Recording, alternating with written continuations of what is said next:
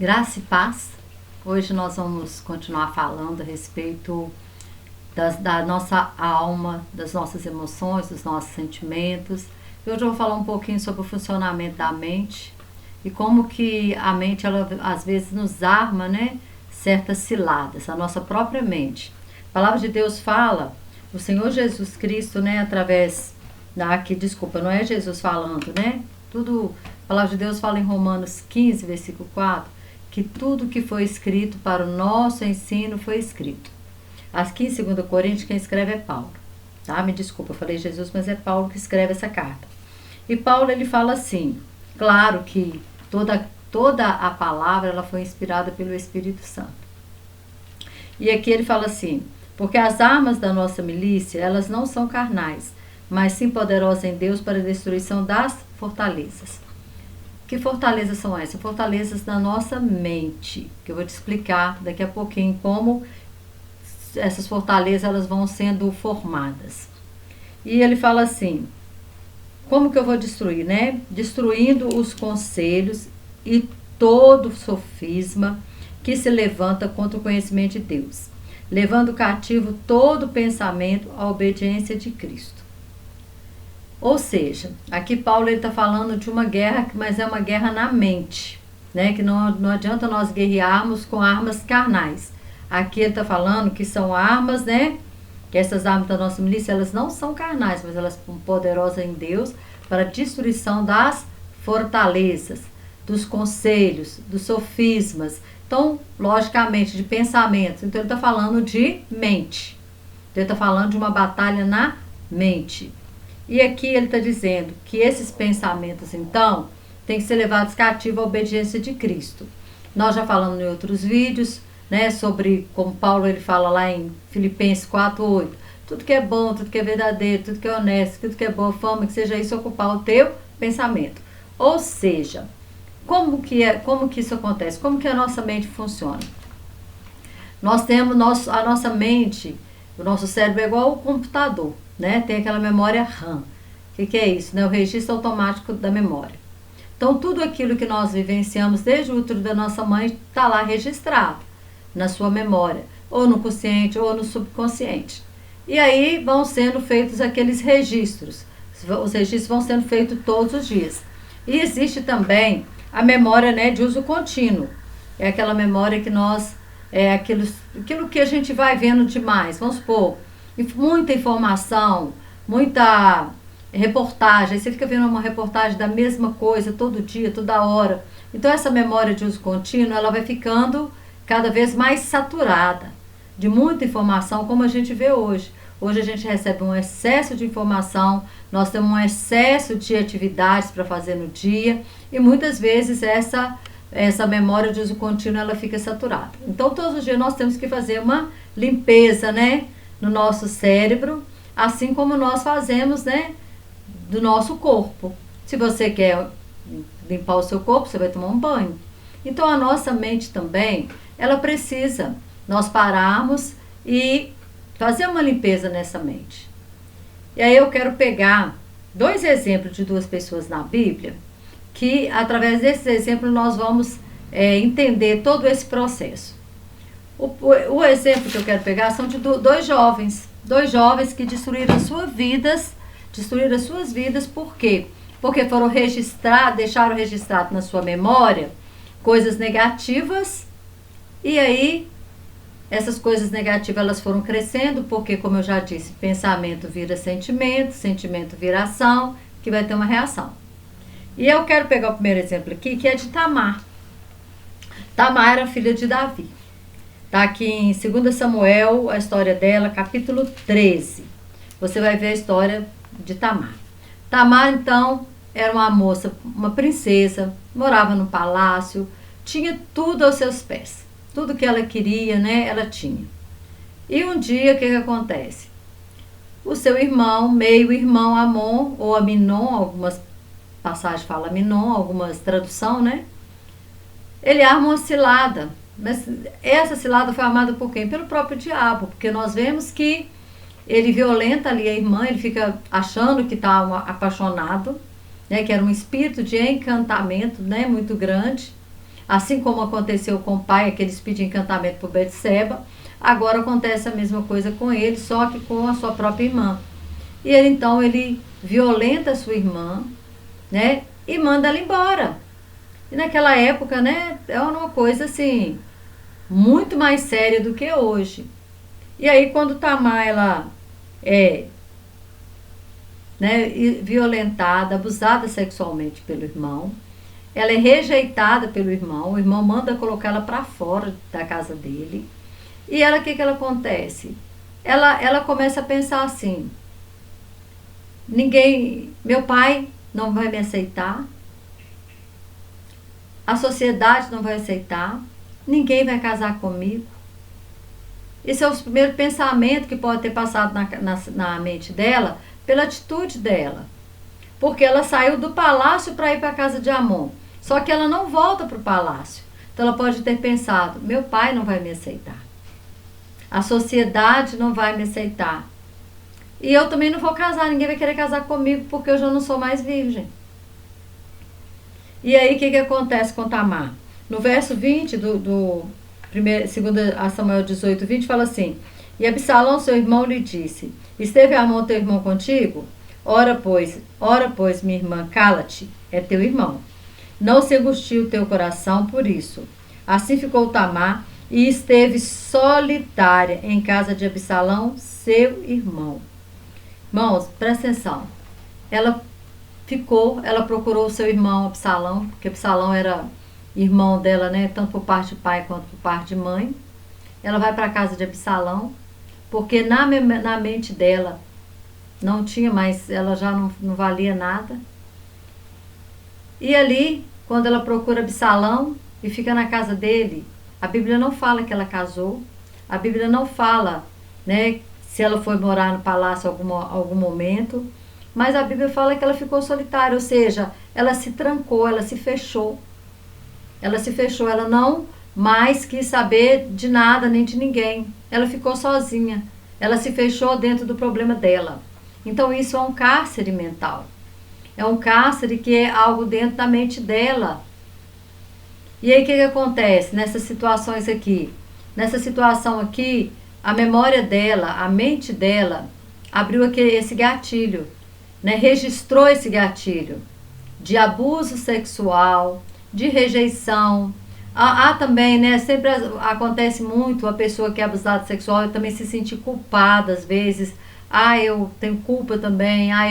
Eu fiz alguma coisa que despertou na pessoa esse desejo por mim. Então a memória dela registrou isso. E a memória dela agora só ficou. Aí o que acontece? O psicólogo, né, e o doutor Augusto Cury, ele explica o seguinte, ele faz uma explicação que eu acho que é muito simples de todo mundo entender. Ele fala que é como se o nosso cérebro tivesse os arquivos, ele fala como janelas. Então existem os arquivos traumáticos, as janelas traumáticas, existem as janelas light, que é aquelas luz, né, que traz paz, tranquilidade, serenidade, felicidade, e aquelas neutra, que é assunto sem cunho emocional. Então, o que acontece? Quando ela aciona aquela janela light, light não killer, né, que é a janela traumática, no caso aqui, ela começou a pensar: ninguém vai me aceitar, agora aí já vem outra janela, você é rejeitada, agora todo mundo vai saber o que aconteceu, você agora não vai conseguir casar. E aí o que acontece? É um circuito fechado da memória. E ali a memória lança uma âncora. Âncora é o quê? É para não sair do lugar. Aí se abrem várias janelas traumáticas, e a pessoa ela não consegue raciocinar, não consegue enxergar uma saída. É o que nós vemos muitos casos de suicídio. Às vezes a pessoa suicidou porque ele não conseguiu enxergar uma saída para aquele problema, porque todas as janelas, a janela killer, ela foi abrindo uma a uma, foi abrindo várias janelas traumáticas ao mesmo tempo, e a pessoa não conseguiu enxergar que existe uma saída. Tamar, ela não conseguiu enxergar isso. Ela não conseguiu pensar assim: poxa, eu vou raciocinar aqui. que eu faço? Ela não parou. A Bíblia conta que ela rasgou, né, o seu vestido, que era uma veste real, né, de uma princesa. Ela jogou cinza sobre a sua cabeça e ela foi chorando ali, lamentando, até chegar na casa do irmão. Chegar lá, ela ficou solitária. Acabou a vida dela. Uma moça, né, provavelmente devia ser muito bonita, rica, devia ter muitos pretendentes e simplesmente deixou esse fato destruir a vida dela. Então, existe alguns processos que nós precisamos fazer para nós não cairmos nessas ciladas da nossa mente. Existe uma ferramenta, né, que é o DCD, que é duvidar, criticar e determinar. Ela podia ter pensado assim: ah, mas eu vou voltar lá para a casa do meu pai, vou voltar para o palácio. Se ele não me aceitar, será que ele vai me aceitar? Ou não? Então, quer dizer, você começa a criticar aquele pensamento e você duvida daquele pensamento. Quando ela pensar assim: será que ele vai... Ah, mas se ele não me aceitar, eu vou determinar o que eu vou fazer. Então, o que acontece? Eu vou até meu pai. Então, ela duvida do pensamento. Primeira coisa, é duvidar. Segundo, é criticar. Primeiro, né, duvidar dele. Depois, criticar. E o terceiro, determinar. Às vezes você está procurando uma vaga de emprego. O não você já tem. Aí você fala: ah, mas não vou naquela firma porque lá eles não vão me aceitar, lá porque lá eles querem uma pessoa com experiência tal, uma pessoa com tantos anos disso. O não você tem. Mas é quando você pensar assim: mas eu vou assim mesmo. Você está determinando. Porque vai que eu consigo a vaga. Então, você não pode só pensar assim: não é para mim, não vai dar certo, eu não vou conseguir, isso não é dessa forma. Logicamente que Davi ia aceitar a filha. Só que aí nós vimos que quando a situação ela vai ficando cada vez pior. Por quê? Porque ela vai e fica na casa de Absalão. E aí Absalão fica ali 2 anos.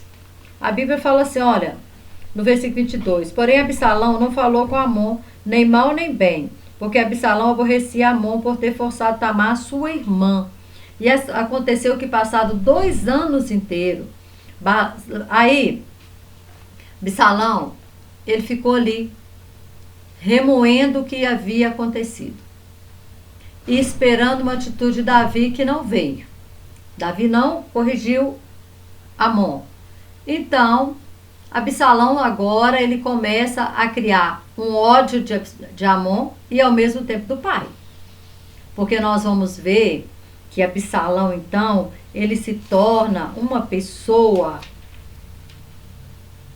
assassina. Primeiro, ele arma uma cilada para matar o Amon. Matou o Amon. Aí fica um tempo, né? O que Davi faz? Também Davi não faz nada. Por quê? Porque na mente de Davi também havia acusações, havia cárcere mental na vida de Davi pelo que ele havia feito com Betseba, pelo adultério, pelo homicídio, né? Por tudo que ele tinha feito com Urias. Então, havia cárceres mentais também na vida de Davi. Não somente, né, na vida de Tamar, não somente agora na vida de Absalão, porque agora esse trauma ele passa também para Absalão. E Absalão, então, quando vê que o pai não faz nada, ele arma uma cilada e mata Amon. E quando agora Amon é morto, Absalão continua com raiva do pai. Porque nós vemos o que acontece. Que Absalão depois volta e tenta tomar o trono do pai dele. Tenta roubar, tenta se fazer rei no lugar de Saul. E dorme com as próprias concubinas do pai. Olha como que a vida de 2 jovens são destruídas. Tamar porque ficou solitária ali, creio eu que até ela morrer. Que agora, né, além dela ter os traumas dela, ela praticamente deve ter pegado os traumas de Absalão também para si. Esses 2 anos, imagina 2 anos Absalão remoendo o que Amon tinha feito com Tamar. E aí a Bíblia fala que, olha, então Absalão era outro príncipe, ele tinha uma cidade lá que ele morava e que ele governava naquela cidade. Ele era um homem muito bonito. Aqui em 14:25 fala assim, ó, não havia, porém, em todo Israel homem tão belo e tão aprazível como Absalão. Desde a planta do pé até a cabeça, não havia nele defeito algum. Gente, o rapaz era lindo, o homem era lindo, rico, poderoso, um dos filhos do rei, mas destruiu a sua vida. Por quê? Porque não soube, porque se viu preso em cárcere mental, prisão da mente. A mente aprisionou ele. Ele poderia ter chegado, em vez dele se calar, fala que ele se calou, fala que ele não falou nem mal nem bem. Ele ficou ali guardando aquilo para dentro dele. A Bíblia fala, né, que nós devemos confessar as nossas culpas uns aos outros para que nós sejamos sarados. E às vezes, claro que ali não era a culpa dele, mas chegasse para o seu pai e falasse, pai, você não vai fazer nada. Amon, não está certo isso. Tentasse conversar, porque o diálogo, ele traz soluções. Próprio Salomão, ele fala, né, na multidão de conselhos a sabedoria. Mas não, tudo que o inimigo quer é que nós nos fechemos dentro das nossas prisões, da prisão da nossa mente. Ele não quer que nós tenhamos a chave para sair dessas prisões, desses cárceres mentais. E a palavra de Deus nos ensina, né? Aqui em 2 a Coríntios 10, né, a partir do versículo 4, Paulo ele está escrevendo que essas fortalezas, como que essa fortaleza foi criando? Como que criou essa fortaleza na vida de Absalão? Os 2 anos que ele foi ficando ali, Tamar ali, ele vendo a solidão de Tamar, ele vendo, tem tradução, fala que ela ficou desgostosa, ele vendo ali os desgostos, ele vendo ali todo o sofrimento de Tamar, ele vendo a apatia do pai de não fazer nada, e aquilo foi criando o quê? Fortaleza, fortaleza, fortaleza. O pensamento dele virou sentimento de ódio, virou sentimento de vingança. E ele foi e matou o irmão. Quantas vezes isso acontece, gente? Acontece nos nossos dias. Porque as pessoas, elas não conversam. Elas não colocam para fora aquilo que está incomodando ela. Às vezes, você precisa de uma pessoa para desabafar. Às vezes, você precisa de uma ajuda médica profissional, de um psicólogo, né? Alguém, um terapeuta. Mas você precisa colocar para fora. Você não pode deixar isso para dentro, né? Nós precisamos fazer uma higiene mental. O que é essa higiene mental? É colocar para fora. E às vezes é conversar com você mesmo, dizer, olha, isso não está certo. É pegar os seus pensamentos e fazer uma mesa redonda. E olhar para dentro de si e dizer, olha, eu preciso mudar nisso, eu preciso mudar naquilo, eu preciso melhorar nisso, mas eu não vou aceitar viver sobre esses cárceres. E aí, começa a abrir as janelas light na sua vida, quando você começa a pensar, existe solução. Quantas pessoas, né, suicidam porque houve uma falência de uma firma? Gente, a vida é cíclica. Um dia você está lá em cima, outro dia você está lá embaixo. Isso é com todo mundo. Um dia, o dia mau, chega na casa de todo mundo. Nem todo mundo é alegre o tempo todo e nem triste o tempo todo. A palavra de Deus nos ensina que o choro pode durar uma noite inteira, mas a alegria vem pela manhã. Tem uma pastora que eu sigo ela e ela fala o seguinte, que eles faliram de uma tal forma. O pai dela era uma pessoa que tinha uma empresa e eles faliram de tal forma que vieram, né, os oficiais de justiça, tiraram eles da casa, eles não puderam levar nada, foram morar numa casa simples de favor. E um dia ela falou que ela não tinha um brinquedo para brincar. Aí a mãe dela falou assim, usa a imaginação, e deu para ela uns palitos.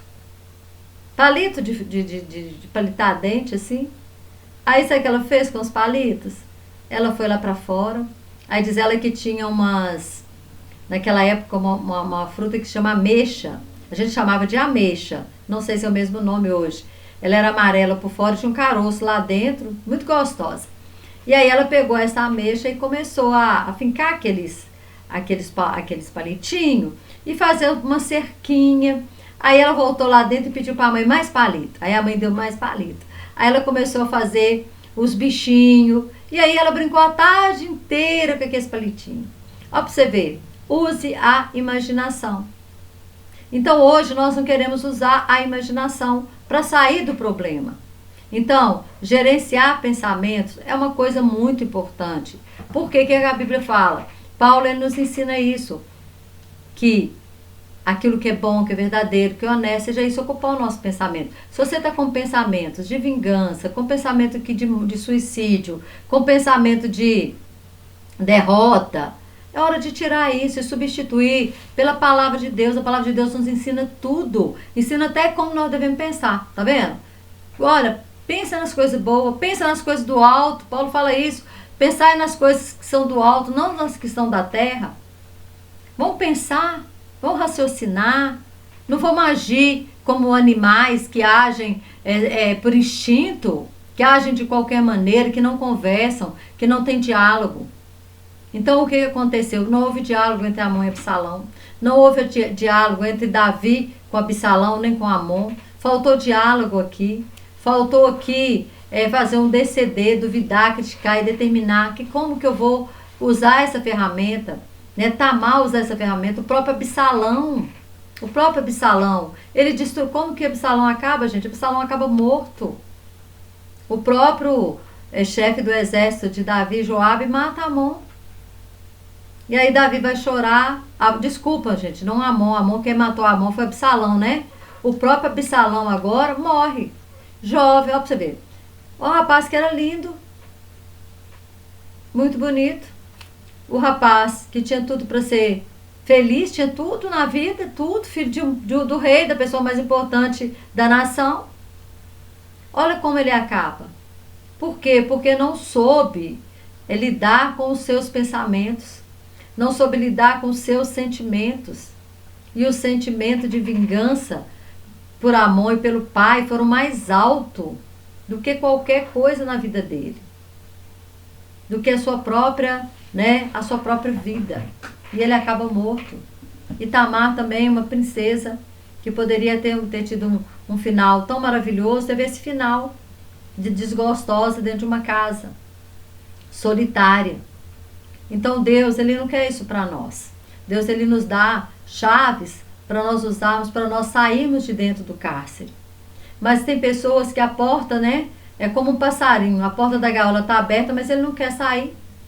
Então, tudo depende de nós, tudo depende de esforço. Nós temos que trabalhar a nossa mente. Nós temos que trabalhar com a nossa mente. Nós temos que exercitar a nossa mente, nós temos que usar a nossa imaginação e nós precisamos entender que se está com problema hoje, não significa que amanhã venha a solução desse problema. Como eu acabei de dizer, o choro pode durar a noite inteira, mas a alegria vem pela manhã. Não existe problema que não tenha solução. Não existe. Então nós precisamos entender que a nossa mente, ela quer nos enganar. Quando o Senhor fala de sofismas, o que é sofisma? É aquilo que tem aparência de verdade, mas não é verdade. Eu contei uma historinha, né? E vou repetir ela aqui, que é rapidinho. A mentira e a verdade estavam andando juntas, num deserto. Aí ela virou um oásis. Aí a mentira falou para a verdade assim, vamos tomar um banho? Vamos refrescar? Aí a verdade falou, não vou tirar minha roupa não. Aí a mentira, não, o que tem? Não tem problema não. Vamos. Aí resolveram, as duas foram se banhar lá, tiraram a roupa. Quando a verdade sai da água, ela viu que a mentira já tinha vestido a sua roupa e tinha, se mandado. Aí quantas vezes as pessoas preferem acreditar numa mentira vestida de verdade do que na verdade nua e crua? Porque a verdade saiu nua, porque a verdade, ela não ia vestir a roupa da mentira. Então, nós temos que prestar atenção, porque muitas das vezes nós estamos acreditando nas verdades, na mentira vestida de verdade, para não acreditar na verdade nua e crua. Porque às vezes a verdade nua e crua ela vai doer, mas ela vai trazer uma libertação. Então nós temos que entender que a nossa mente tem mecanismos, tem janelas light, mas também tem janelas kills traumáticas, traumas desde a nossa infância, que às vezes eles querem nos encarcerar ali, né? Ela quer lançar uma âncora ali para que você fique o quê? Depressivo, você fique, vire uma Tamar, né? Que é uma mulher amargurada, depressiva, solitária, desgostosa, por causa de um acontecimento. Foi terrível o que aconteceu com ela? Foi. Mas ela não podia ter paralisado a vida dela, não deveria ter paralisado a vida dela, porque ela não se abriu para novas experiências. Então eu não posso deixar que a minha mente me encarcere numa situação que passou e me impeça de viver o presente e o futuro, porque ela não viveu mais futuro, ela não teve futuro para ela. Espero ter ajudado você com esse vídeo. E até o próximo vídeo. Vamos começar a falar um pouquinho sobre felicidade, que também é algo muito importante e é algo que as pessoas correm atrás, mas não precisamos correr atrás da felicidade. A felicidade ela é construída e nós vamos falar sobre esse tema nos próximos vídeos. Que Deus te abençoe.